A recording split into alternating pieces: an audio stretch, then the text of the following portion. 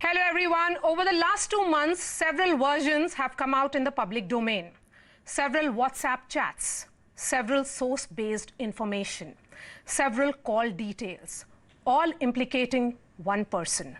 The woman who has been at the center of all this and is today CBI's accused number one, has been questioned by the Enforcement Directorate for 3 days. Riya Chakravarti is joining us live. Riya, why have you chosen to break your silence after 75 days? Ma'am, as respect to the person who lost his life, as regard to the agencies that were investigating, and I was brought to this point इस राह पे आकर मुझे रख दिया है जब सारी बातें बाहर खुल चुकी हैं, जब व्हाट्सएप चैट से लेकर कॉल लॉग से लेकर रबिश रूमर्स, पता नहीं कौन कौन सी कहानियां मन गढ़ंत बनती जा रही हैं। मुझे ऐसी जगह पे लाके खड़ा कर दिया है जहां से मेरे पास कोई अब ऑप्शन नहीं रहा सिवाय इसके कि मैं अपनी कहानी आगे रखूं, क्योंकि ये एक तरफा कहानी जो है, इस एक तरफा कहानी ने मेरी पूरी जिंदगी खराब कर दी है, मेरी फैमिली को डिस्ट्रॉय कर दिया है। और अब मुझे लगता है ये मेरी रिस्पॉन्सिबिलिटी है मेरी फैमिली की तरफ कि मैं अपनी कहानी आगे रखूं। Okay, one person whose reference is coming in the case again and again is film director Mahesh Bhatt. This WhatsApp exchange took place on 8th between Bhatt Saab and you. You are saying he unclipped your wings. Why did you reach out to Mahesh Bhatt? And why does this chat give an impression कि उनको आपकी जिंदगी में जो भी हो रहा था सब पता था? और ये 8 तारीख को कॉन्वर्सेशन क्यों हुई? Bhatt saheb is like a father figure to me. I know ज्यादातर लोग इस बात को नहीं जानते हैं, नहीं मानते हैं, लेकिन चैट्स में साफ साफ लिखा है कि वो मुझे चाइल्ड बुलाते हैं। वो he saying give my love to your father, आपके पिताजी को मेरा रिगार्ड्स दीजिए। 8 तारीख को जब मैं घर आई मैं बहुत ही टूटी हुई थी। मेरी माँ, I was suffering from anxiety. मुझे मेरे बॉयफ्रेंड ने बोल दिया था कि तुम घर चली जाओ, जिनका मैं 1-1.5 साल से ध्यान रख रही थी, तुम घर चली जाओ। और मुझे कोई रीजन नहीं समझ आया कि ऐसा क्या हुआ था।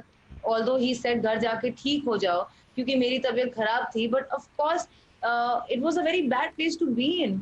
कोई भी आपको ऐसा बोल दे कि आप चले जाओ, आप किसी का ध्यान रख रहे हो 1 साल से, आप उसे प्यार करते हो, आप सब कुछ शेयर करते हो उनके साथ, और वो आपको ऐसे जाने को बोले तो आपको बुरा लगेगा, आप टूटोगे। नहीं, लेकिन कब बोला था ये, और 8 तारीख को क्यों बोला था, और आप 8 तारीख को क्यों निकली? क्योंकि हम भट्ट साहब और आपका कॉन्वर्सेशन देख रहे हैं, वो बोलते हैं don't look back, make it possible, what is inevitable, you are my child, thank you for being brave. ऐसा क्या हो रहा था उससे कुछ दिन पहले तक कि you decided to leave his house?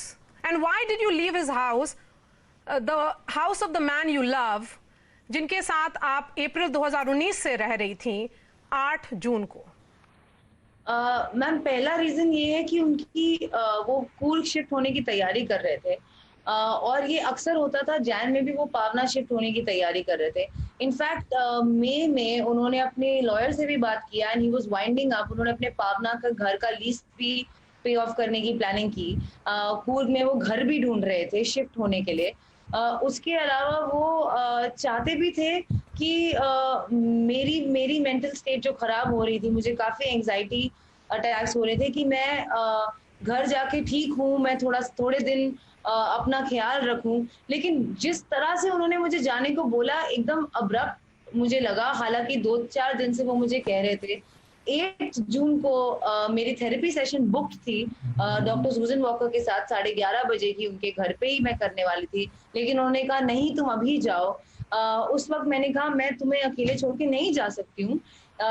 तो उन्होंने मुझे कहा, वो 3-4 दिन से अपनी बहनों को फोन कर रहे थे कि मीतू जी आज आने वाली हैं। मैंने कहा जब तक वो नहीं आएंगी मैं नहीं जाऊंगी। उन्होंने कहा नहीं, तुम अभी जाओ, वो 2 घंटे में आने वाली हैं। और ऐसा अक्सर होता था कि सुशांत जब अपनी फैमिली के साथ होता था तो मैं अपने घर में होती थी। और ऐसा भी हुआ है कि मीतू जी और सुशांत के घर में, और मैंने उनके साथ एक ट्रांसेंडेंटल मेडिटेशन का कोर्स भी किया है 6 दिन जनवरी 2020 में। तो मुझे एक्चुअली उनका बिहेवियर समझ में नहीं आता है कि अगर उनको मुझसे इतनी दिक्कत थी तो वो जैन में मेरे साथ ट्रांसेंडेंटल मेडिटेशन का कोर्स क्यों कर रही थी। और दूसरी बात, जब मैं वहां से गई, वो वहां आई थी, वो वहां रह रही थी उनके साथ, तो मैंने उसे अकेला नहीं छोड़ दिया। उनकी बहन थी, उनकी फैमिली थी उनके साथ। मैं घर आई तो मैं बहुत डिप्रेस थी, मुझे नहीं अच्छा लगा। मुझे लगा he doesn't want me anymore. मुझे लगा कि he is done with me. और ये मेरी पर्सनल इनसिक्योरिटीज थी प्रोबेबली एज अ गर्ल कि शायद he doesn't want me in his life anymore. क्योंकि पहले जब उन्होंने मुझे जाने को कहा था तो 24 घंटे के अंदर वो मुझे जरूर फोन करके वापस बुला लेते थे, लेकिन इस बार ऐसा नहीं हुआ था। और उसके बाद भी उन्होंने ऐसा कोई जिक्र किसी के थ्रू मुझे नहीं बताया कि I need you come back. और इस चीज ने मुझे बहुत तोड़ दिया था। मेरे में हिम्मत नहीं थी आगे बढ़ने की, और इसलिए मैं भट्ट साहब से एडवाइस ले रही थी। मैं उन्हें कह रही थी कि मेरे में अब दम नहीं रहा, अब मैं क्या करूं। तो क्या Riya, you and Sushant fought regularly, इसलिए वो सिचुएशन शायद 8 तारीख को एग्रवेट हुआ, या 8 तारीख का ये भी बोला जा रहा है Riya that this has to do with Disha Salian. Disha Salian Sushant की एक्स मैनेजर थी, उनके डेथ से कुछ रिलेशन है 8 तारीख का। How close was Sushant to Disha Salian? Ma'am, मैं उन्हें एक ही बार मिली हूँ जब वो सुशांत के घर आई थी, मार्च या फेब एंड या मार्च में, जब when she became his manager. I only met her once. Other than that मुझे नहीं पता कि सुशांत की उनसे कितनी बात होती थी या नहीं होती थी। मुझे बस पता है कि उन महीनों में वो उनकी मैनेजर थी। कॉन्ट्ररी की सब लोग बोलते हैं I was controlling his life, मुझे एक्चुअली नहीं पता कि वो किस किस से क्या क्या बात करते थे, सिवाय जो वो मुझे बताते थे as a couple in conversation की आज ये हुआ, आज इसने ऐसा बोला, आज उसने वैसा बोला। तो आई रियली डोंट नो कि ऐसा कोई कनेक्शन है उनके बीच में, ऐसा कुछ हुआ था। आई डू नो कि उनकी जो दिशा सालियान की डेथ की न्यूज आई, उससे डेफिनेटली ये बात उस सुशांत को लगी होगी कि अब उसका नाम जुड़ जाएगा इससे, और इसका बहुत बड़ा ऐसा क्यों लगेगा? क्योंकि वो उनकी मैनेजर थी। और ऐसा इसलिए लगेगा क्योंकि मैम आज मेरे साथ भी यही हो रहा है ना। अगर आप किसी को जानते हैं और आप इस इंडस्ट्री में हैं और Sushant is a much bigger star, और आपके क्लोज सराउंडिंग्स में किसी के साथ कुछ हो जाता है तो आपका नाम ड्रैगन जरूर होता है। और आज yes, go ahead.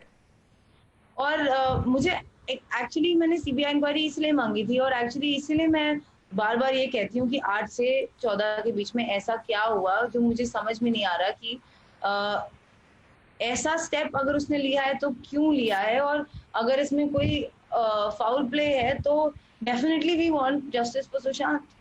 You know, how much impact did Disha Salian's death have on Sushant Singh Rajput?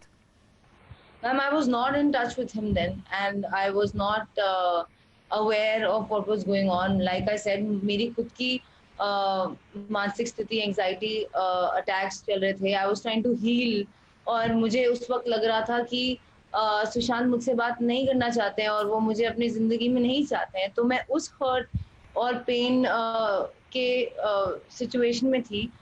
So I don't know, and I want to know. Okay, so on the allegation of hard disk destruction, आपने कहा है कि it's a concocted story, much like several others doing the rounds. So are you suggesting that these stories are being fabricated to malign you? And who, according to you, is doing this and why? कौन कर रहा है इसको? Absolutely, ma'am. It's quite evident that his family is constantly making false allegations on me again and again and again. First, they made the financial allegation. Where is that 15 crores? If it was there, it would have definitely been found. This is absolutely bizarre.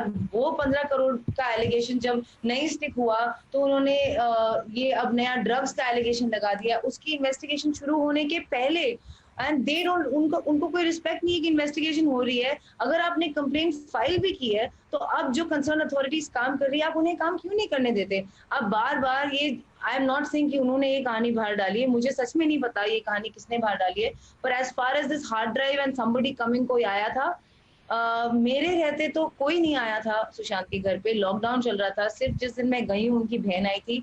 मुझे किसी hard drive के बारे में कुछ नहीं पता, और मुझे जरूर लगता है कि ये भी उनमें से एक बेसलेस स्टोरीज हैं जो बनाई गई हैं मेरे बारे में। और ये जो विच हंट है कि सब कुछ मैंने ही किया है, अब तो ऐसा है कि ग्लोबल वार्मिंग भी होगी तो मैंने ही किया है, सब कुछ मैंने ही किया है।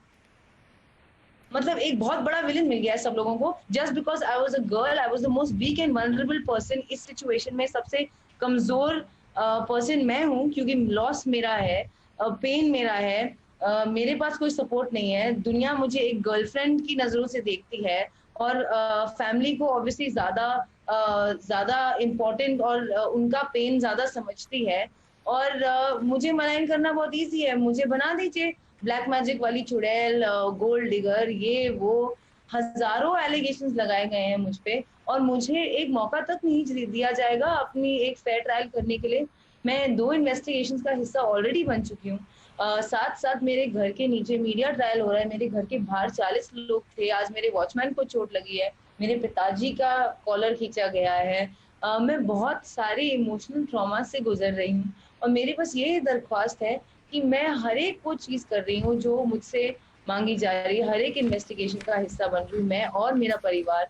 आप please let me have a fair trial. Ria, since the investigating agencies have questioned your brother and your father, एक allegation है that you and Samuel Miranda were using Sushant's money for your personal needs. That आप सुशांत का pin use करती थी और उनके card के details थे आपके पास. Were you living off his money? And did your entire family, including your father, your brother, move in with you when you started the live-in relationship with Sushant Singh Rajput? Absolutely not. ये सब बहुत ही बड़ा झूठ है। पहली बात, उन्होंने मुझे कभी कोई पैसे नहीं दिए। हाँ, हम लोग एक बॉयफ्रेंड गर्लफ्रेंड के बीच में जो होता है कि yes he took me on that trip, हालांकि मेरी टिकट्स बुक थी, उन्होंने कैंसिल करके आगे का ट्रिप बुक किया। उसके अलावा मैं I used to fend for my own self. मैं एक इंडिपेंडेंट लड़की हूँ। जस्ट बिकॉज मैं इतनी बड़ी स्टार नहीं हूँ, इसका मतलब ये नहीं कि किसी का भी मैं फायदा उठाने लगूं। जी हाँ, वो मुझसे प्यार करते थे, एज अ गर्लफ्रेंड वो मुझे खुश रखते थे, लेकिन ऐसे कोई खर्चे नहीं किए उन्होंने मेरे पे जो मैंने उनसे करवाए हैं। एज अ नॉर्मल कपल कभी कभी वो जारा के बिल्स पे करते थे, कभी कभी मैं। उन्होंने मुझे एक मेरे बर्थडे पे घड़ी गिफ्ट की जो कि 4 या 5 लाख की थी। मैंने उन्हें उनके बर्थडे पे एक घड़ी गिफ्ट की जो 4 लाख की थी। हालांकि वो मुझसे बड़े स्टार थे। ये बात कोई क्यों नहीं कहता कि मैंने भी उन पे 4 लाख रुपए खर्च किए हैं, और 20-20 हजार के बिल्स निकाल निकाल के हमारे रिलेशनशिप का इतना गंद उछाला जा रहा है। आप मुझे बताइए, अगर आप एक कपल हैं तो क्या आप एक दूसरे पे थोड़े बहुत खर्चे नहीं करेंगे? Tell me, why did, there are allegations of money laundering as well against you. Sushant and you ran certain companies together, and the involvement of your brother as well. What was the need of including Shouvik Chakravarti as director in these companies? Did you insist when Sushant was creating these companies? It was actually the opposite. Sushant insisted that Shouvik be part of this company. It'll be quite clear from Shouvik's chats as well that Sushant was very keen. He was the one who used to always call him to come over, ghar aaja, come bhai, let's hang, I have a new idea. Sushant एक बहुत ही उनके पास बहुत सारे अच्छे अच्छे ideas रहते थे, and he often like to discuss it, उनको शेयर करने में मजा आता था। He like inspiring young boys. Showik उन्हें एक बड़े भाई की तरह देखते थे, वो उससे इंस्पायर्ड थे। वो मुझे भी एक्चुअली काफी कुछ सिखाते थे। आर्टिफिशियल इंटेलिजेंस और वर्चुअल रियलिटी के बारे में उन्होंने हमें बहुत कुछ सिखाया। शोविक उनसे काफी इन बातों से काफी एक्साइट होता था, और शायद वही एक्साइटमेंट और वही म्यूचुअल बॉन्डिंग देके सुशांत वाज कीन, सुशांत चाहता था कि शोविक भी पार्टनर बन जाए। और पार्टनर बनने का सिर्फ यही मतलब है, contrary to what people think, company ये होता है वो होता है, कि हमने 33,000 ईच अपने अपने अकाउंट से डाले हैं, सिर्फ 33% ईच पार्टनर्स बनने के लिए। उस कंपनी में एक भी ट्रांजैक्शन ना आया है ना गया है उसके अलावा।